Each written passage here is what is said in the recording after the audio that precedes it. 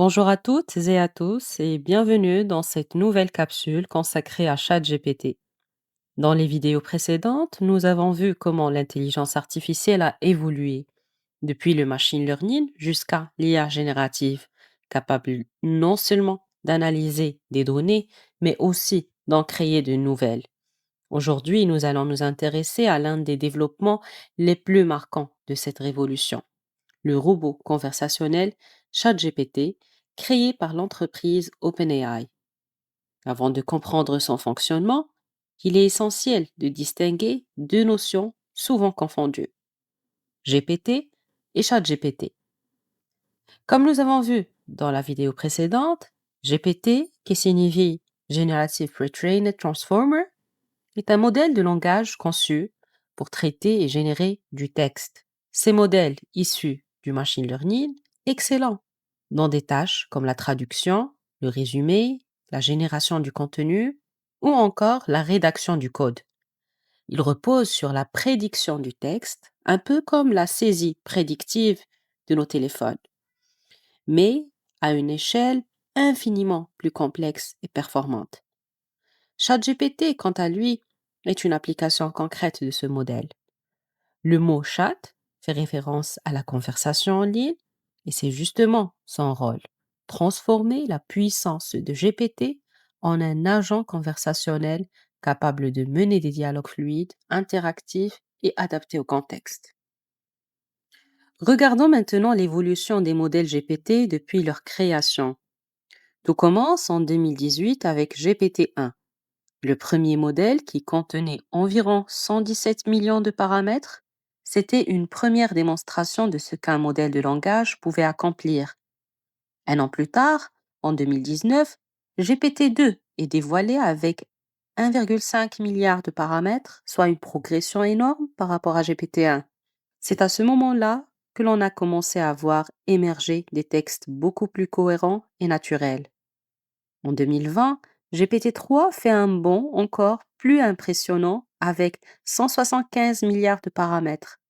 C'est ce modèle qui a vraiment popularisé l'IA générative, en permettant la rédaction de textes longs, des traductions ou encore la génération de code. Enfin, en 2023, GPT-4 franchit une nouvelle étape avec environ 1,76 trillion de paramètres. Il est beaucoup plus puissant, plus précis et surtout capable de traiter non seulement du texte, mais aussi des images. Cela marque l'entrée dans une ère multimodale de l'intelligence artificielle. Cette progression exponentielle montre bien comment, en seulement quelques années, la puissance des modèles a été multipliée, ouvrant la voie à des usages de plus en plus avancés de l'IA. Cette progression exponentielle montre bien comment, en seulement quelques années, la puissance des modèles a été multipliée, ouvrant la voie à des usages de plus en plus avancés de l'IA. Et ce n'est pas fini. OpenAI travaille déjà sur GPT-5, attendu comme une nouvelle étape clé. Ce modèle devrait apporter encore plus de capacités multimodales, une meilleure compréhension du contexte et surtout une utilisation plus sûre et plus fiable. Nous allons donc assister à une nouvelle génération d'IA encore plus proche du raisonnement humain. Mais alors, comment fonctionne GPT concrètement? Lorsqu'on lui soumet une demande, que ce soit une question ou une instruction, le modèle ne cherche pas une réponse toute faite dans une base de données. À la place, il prédit le mot le plus probable pour continuer la phrase, en se basant sur les millions de textes qu'il a analysés pendant son entraînement. Une fois ce premier mot généré, il le rajoute à la requête initiale et relance le processus pour prédire le mot suivant, puis le suivant, et ainsi de suite, jusqu'à ce qu'un signal indique la fin de la réponse. Autrement dit, GPT construit ses phrases mot par mot en essayant à chaque étape de choisir la suite la plus cohérente. Il est cependant essentiel de préciser que ChatGPT va plus loin que le simple modèle GPT. Il a été amélioré grâce à l'apprentissage supervisé par des humains et au renforcement avec retour humain. Ces techniques lui permettent non seulement d'être pertinent et cohérent, mais aussi de mieux s'adapter au contexte d'une conversation. Alors, comme j'ai dit, GPT s'appuie sur plusieurs méthodes d'apprentissage qui combinent à la fois des données issues d'Internet, l'intervention humaine et des techniques avancées d'intelligence artificielle. La première étape repose sur l'apprentissage à partir des données. Donc, en 2017, Google a publié un article fondateur intitulé Attention is all you need, qui a introduit la technologie des Transformers. C'est sur cette base que ChatGPT est construit. Le modèle a été entraîné sur d'immenses volumes de textes provenant d'Internet, articles, journaux, livres, publications sur les réseaux sociaux, etc. Le cœur des transformeurs est un mécanisme appelé l'attention, qui permet d'identifier les mots importants pour comprendre le contexte global d'une phrase.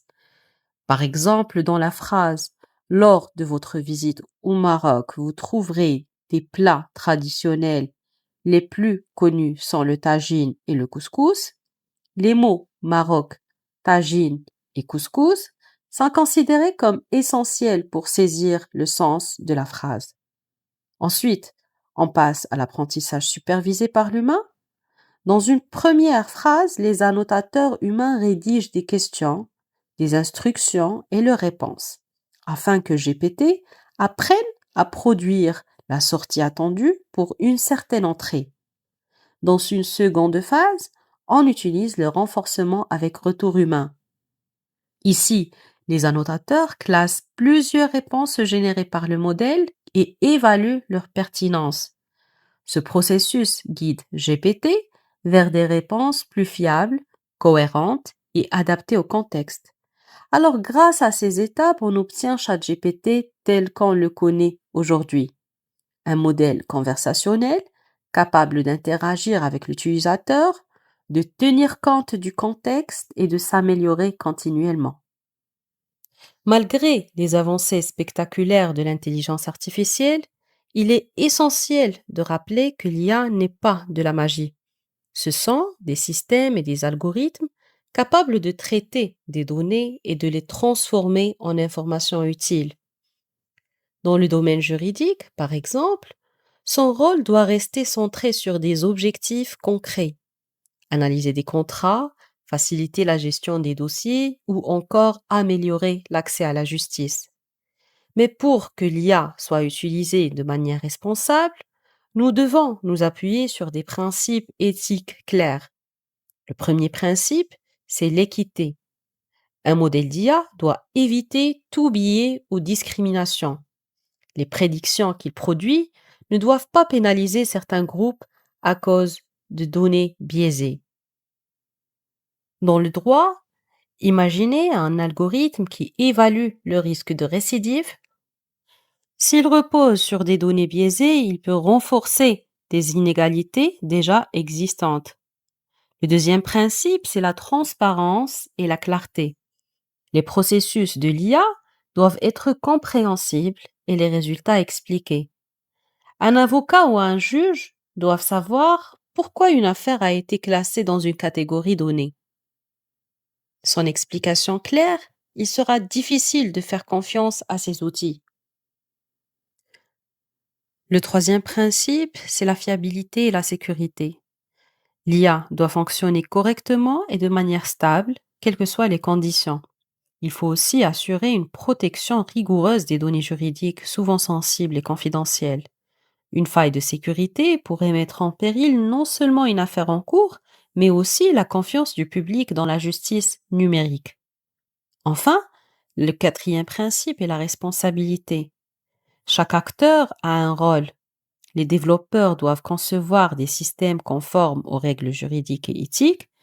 Les responsables doivent s'assurer que l'IA est utilisée dans de bonnes conditions et les utilisateurs finaux, comme les avocats ou magistrats, doivent en connaître les limites et l'employer de manière critique. L'intelligence artificielle est un outil puissant entre nos mains. Elle doit être guidée par l'éthique et la responsabilité. Voilà, c'est la fin de cette vidéo. Merci pour votre attention et à très bientôt pour la prochaine capsule où nous verrons ensemble une démonstration pratique de ChatGPT.